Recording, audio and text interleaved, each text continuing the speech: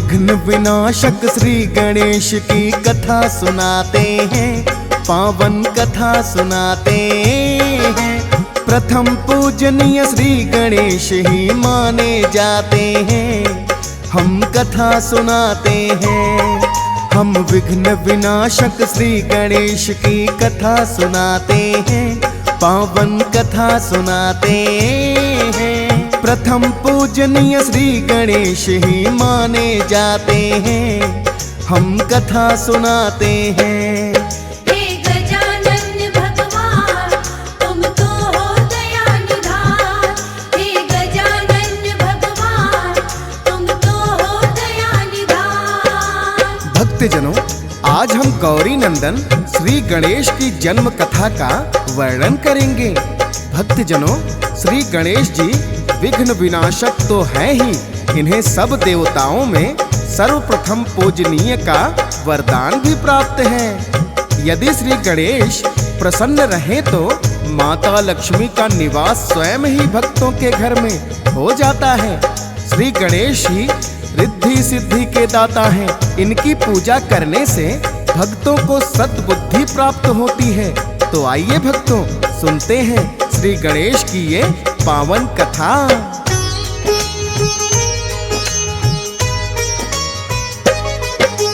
गणपति जी का सुन लो भक्तों, कैसे हुआ अवतार।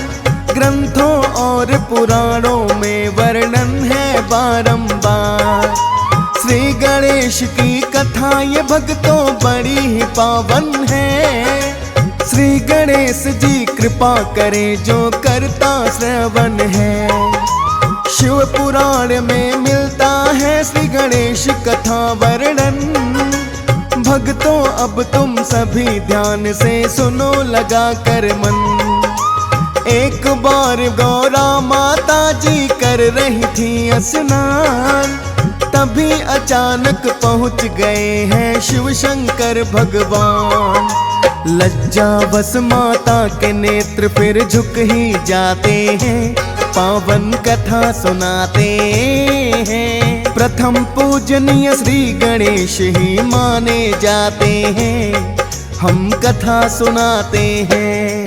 हे गजानन भगवान तुम तो हो दया निधान, हे गजानन भगवान तुम तो हो दया निधान। भक्तजनों, एक बार की बात है, माता गौरा जब स्नान कर रही थी तो अचानक वहां भोलेनाथ पहुंच जाते हैं। लज्जावश माता का स्नान अधूरा ही रह जाता है। तब माता गौरा ने सोचा शिवगण तो कोई भोलेनाथ को रोक नहीं सकते, अतः महल के द्वार कोई ऐसा दरबान होना चाहिए जो मेरी आज्ञा के बिना किसी को महल के भीतर प्रवेश नहीं करने दे। माता को इसका एक उपाय सूझा।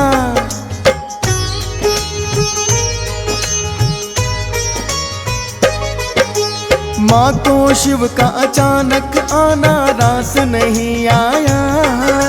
माता ने अपनी काया से फिर उबटन छुड़वाया। अपने उबटन से माँ ने एक पुतला बनाया है। उस पुतले की बालक के जैसे ही काया है। माता फूंकना चाहती है उस पुतले में फिर प्राण। यही समझकर माता ने किया भोलेनाथ का ध्यान। फिर माता ने उसके कान में मंत्र फूंक दिया है। मंत्र की शक्ति से पुतला भी जीवित हो गया है। पुतला माँ ने बनाया था, अब प्राण आ जाते हैं, पावन कथा सुनाते हैं। प्रथम पूजनीय श्री गणेश ही माने जाते हैं, हम कथा सुनाते हैं। हे गजानन भगवान तुम तो हो दया निधान, हे गजानन भगवान तुम तो हो दया निधान। भक्तजनों, स्नान और ध्यान में किसी प्रकार का विघ्न नहीं होना चाहिए। यही सोचकर माता ने अपने उबटन से पुतला बनाया था और अपने मंत्र की शक्ति से उसमें प्राण फूंक दिए। ताकि माता के स्नान में कोई विघ्न ना आए। श्री गणेश जी को इसीलिए विघ्न विनाशक भी कहते हैं।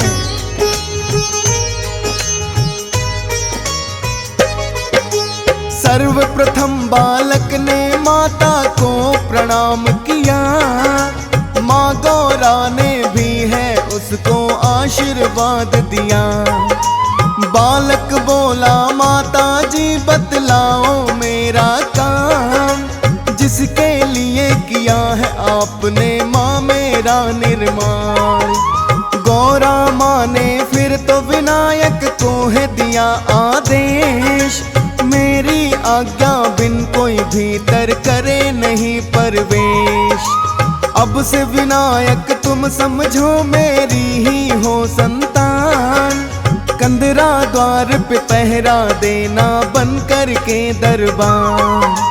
माँ की आज्ञा पाके विनायक शीश झुकाते हैं, पावन कथा सुनाते हैं। प्रथम पूजनीय श्री गणेश ही माने जाते हैं, हम कथा सुनाते हैं।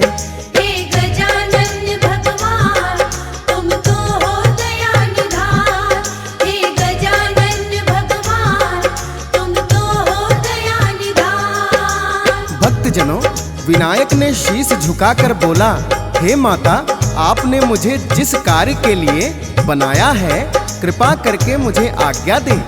तब माता गौरा कहने लगी, हे विनायक तुम कंदरा के द्वार पर दरबान बनकर पहरा देना और इस बात का ध्यान रखना कि कोई भी मेरी आज्ञा के बिना कंदरा के भीतर प्रवेश ना करे। अब मुझे स्नान करने को जाना है, तुम कंदरा के द्वार पर जाकर पहरा दो।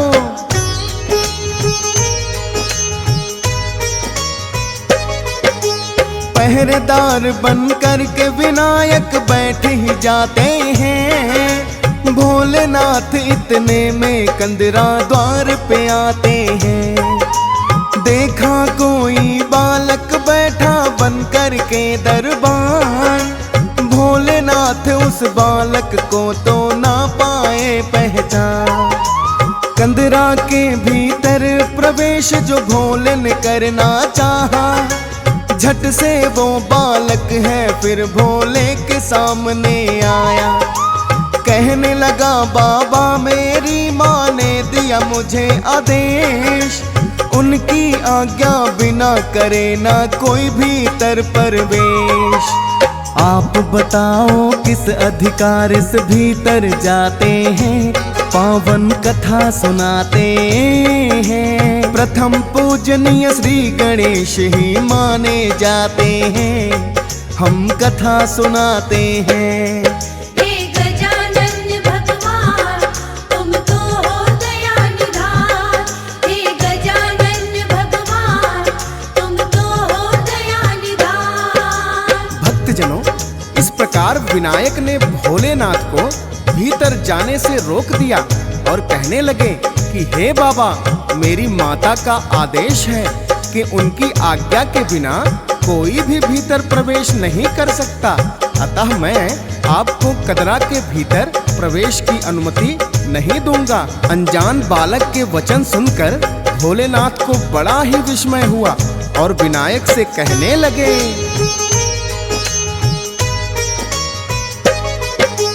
कौन हो बालक और बताओ कहाँ से तुम आए।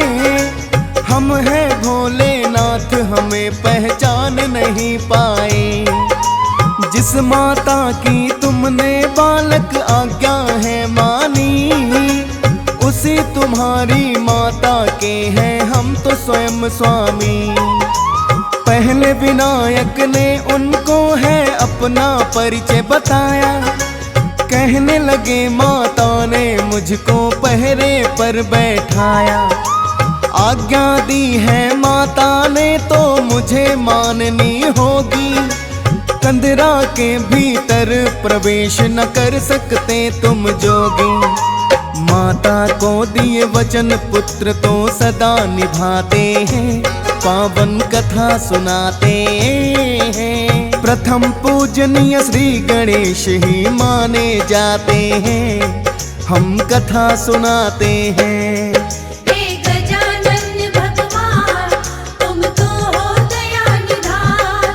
हे गजानन भगवान तुम तो हो दया निधान। भक्तजनों, जब विनायक अपनी जिद पर अड़ जाते हैं तो भोलेनाथ बड़े ही आश्चर्यचकित होते हैं और नंदी से कहते हैं, हे नंदी, इस हठी बालक को यहाँ से हटाओ।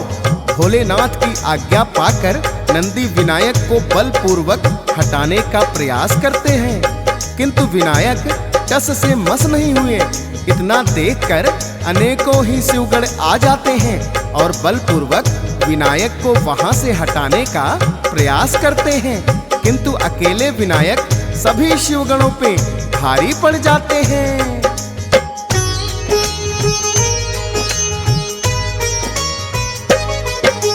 सारे ही शिवगण मिलकर भी उन्हें हटा ना पाए। इतना देखकर भोलेनाथ को क्रोध बड़ा ही आए।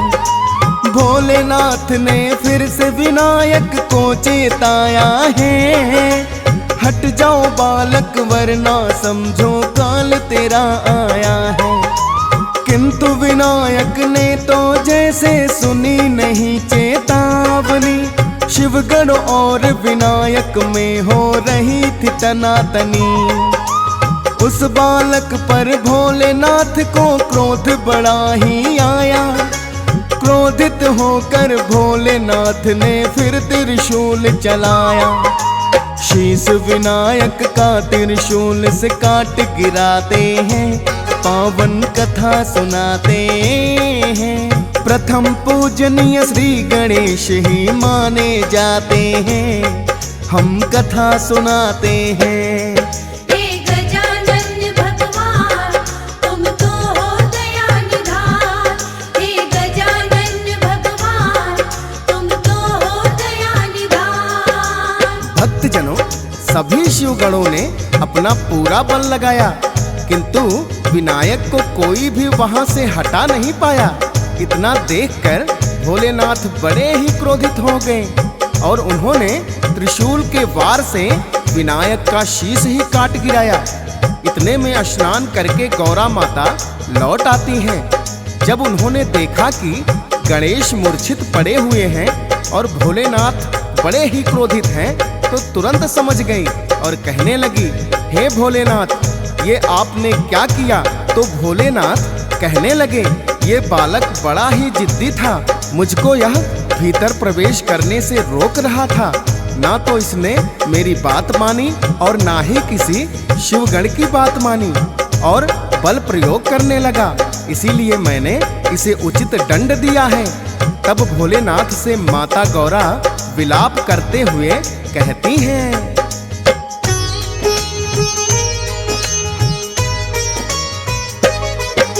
स्वयं ही भोलेनाथ दिया था मैंने इसे आदेश। मेरी आज्ञा बिना करे ना कोई कंदरा में प्रवेश। मेरे ही आदेश का पालन ये तो कर रहा था। आप बताएं भोलेनाथ फिर इसका दोष है क्या? दोष अगर मेरा ही है तो दंड मुझे भी दो, या फिर मेरे पुत्र को भोले जीवित तुम कर दो। कहने लगे भोले ये तो ना संभव हो पाएगा। खंडित हो गया शीश वार से कैसे जुड़ जाएगा। सुनकर माँ की आंखों में आंसू आ जाते हैं, पावन कथा सुनाते हैं। प्रथम पूजनीय श्री गणेश ही माने जाते हैं, हम कथा सुनाते हैं। हे गजानन भगवान तुम तो हो दया निधान। हे गजानन भगवान तुम तो हो दया निधान। भक्तजनों, विनायक को मूर्छित अवस्था में देखकर माता गौरा विलाप करने लगी और बार बार भोलेनाथ से अपने पुत्र को जीवित करने की विनती करने लगी। किंतु भोलेनाथ ने समझाया कि हे देवी, ये कदापि संभव नहीं है, क्योंकि त्रिशूल के वार से विनायक का शीश ही खंडित हो चुका है। जब बार बार विनती करने पर भोलेनाथ नहीं माने तो माता गौरा अत्यंत ही क्रोधित हो गई और कहने लगी, यदि मेरा पुत्र ही जीवित नहीं हो सकता तो फिर मेरे क्रोध की ज्वाला का ताप तीनों लोगों को सहना पड़ेगा। माता का यह विकराल रूप देखकर सभी देवता गण थर थर कांपने लगे। उन्होंने भोलेनाथ से विनती की, हे भोलेनाथ, यदि माता की क्रोध की अग्नि भड़क गई तो तीनों लोग जलकर भस्म हो जाएंगे। अतः हम आपसे विनती करते हैं कि विनायक को जीवित करने का कुछ उपाय कीजिए।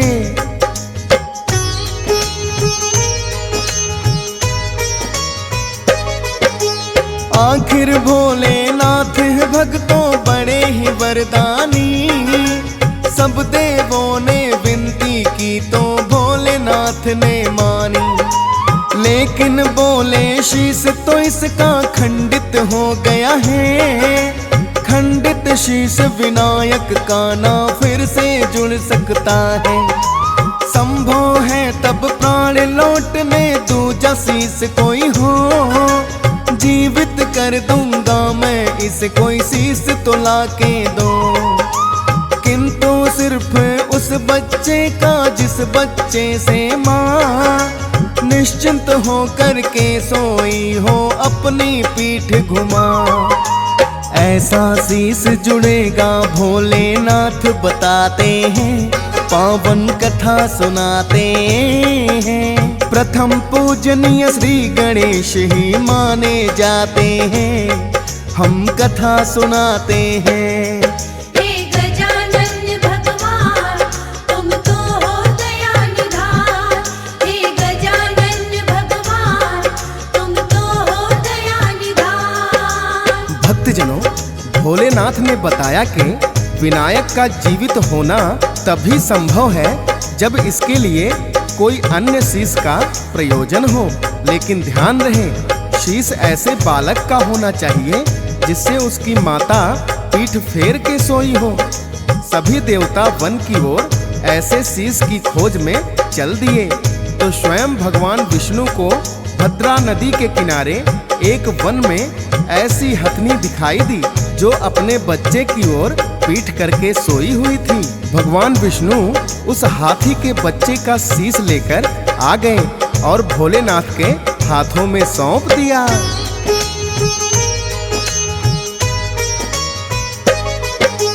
जैसा भी चाहिए था वैसा शीश मिल गया है।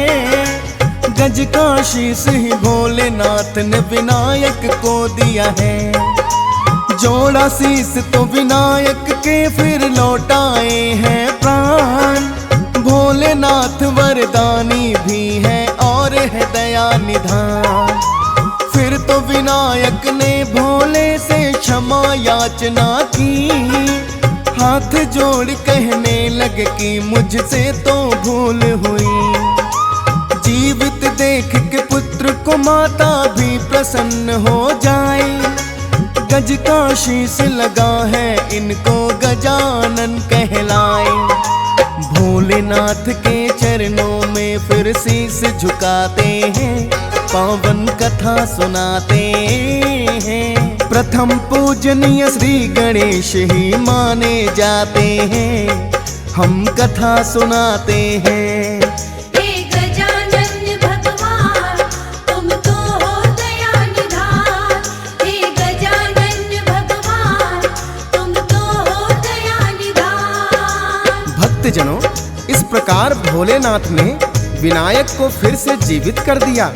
भक्तजनों, विनायक को गज का शीश लगने के कारण ही इन्हें गजानन के नाम से भी जाना जाता है। जीवित होते ही विनायक ने भोलेनाथ से क्षमा प्रार्थना की। भोलेनाथ ने प्रसन्न होकर उन्हें सभी गणों का अधिपति नियुक्त कर दिया, क्योंकि सभी शिवगण मिलकर के भी विनायक को हरा नहीं सके थे। शिवगणों का अधिपति होने के कारण ही इन्हें गणपति बोला जाता है। आइए भक्तों, सुनते हैं विनायक को प्रथम पूजनीय होने का वरदान कैसे मिला था।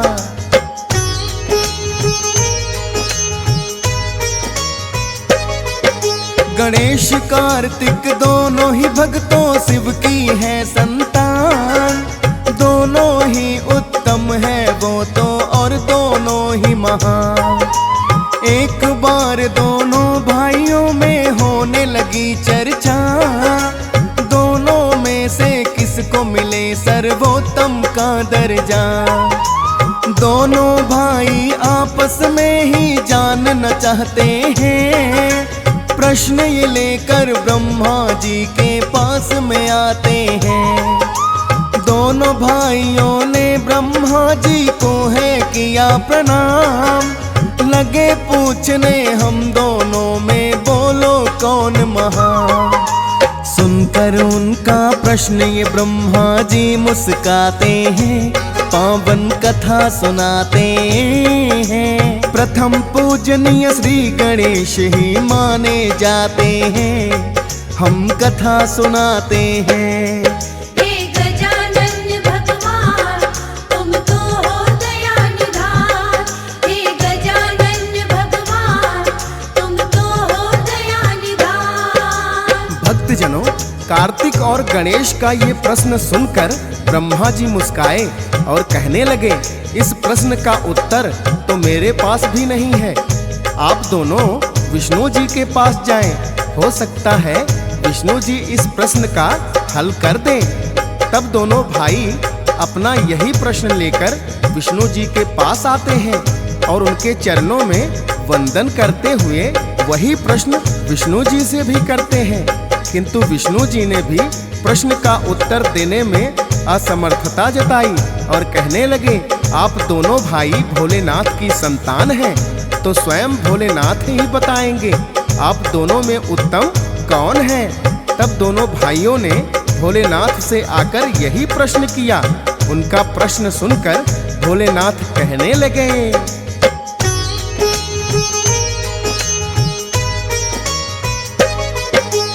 इस पृथ्वी का चक्कर जो भी पहले लगा कर आए, दोनों भाइयों में सुन लो वही उत्तम माना जाए।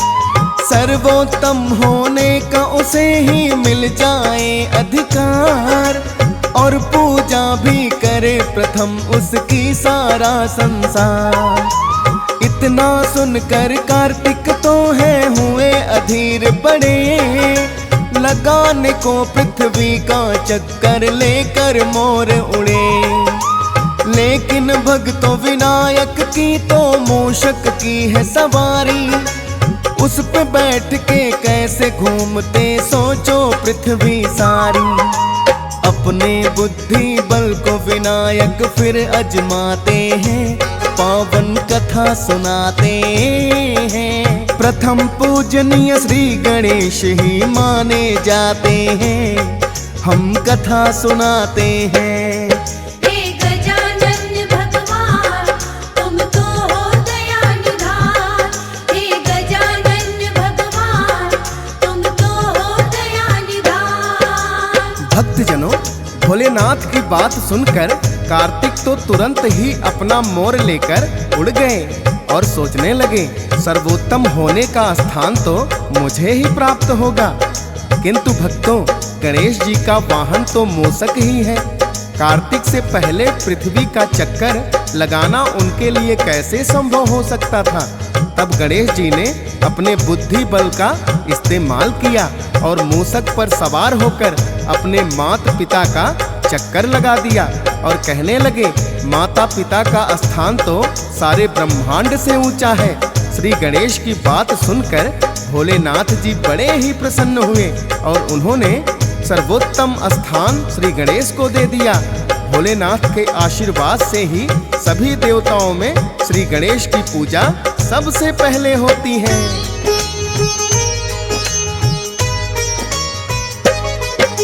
स्वयं ही भोलेनाथ ने इनको दिया है वरदान, बुद्धि बल के कारण मिला है इनको प्रथम स्थान। इनके बुद्धि बल को भोले ने भी मान लिया, प्रथम पूजनीय होने का भी तब वरदान दिया। श्री गणेश गणेश की भक्तों यही तो पावन गाथा है। डीएस पाल भी करके नमन भक्तों को सुनाता है। हंस राज रलहन चाहता है ऐसी कथाएं सुनना। फौजी सुरेश लिखता जाता है श्री गणेश वंदना। सुनते हैं जो भक्त बड़ा ही पुण्य वो पाते हैं, पावन कथा सुनाते हैं। प्रथम पूजनीय श्री गणेश ही माने जाते हैं, हम कथा सुनाते हैं।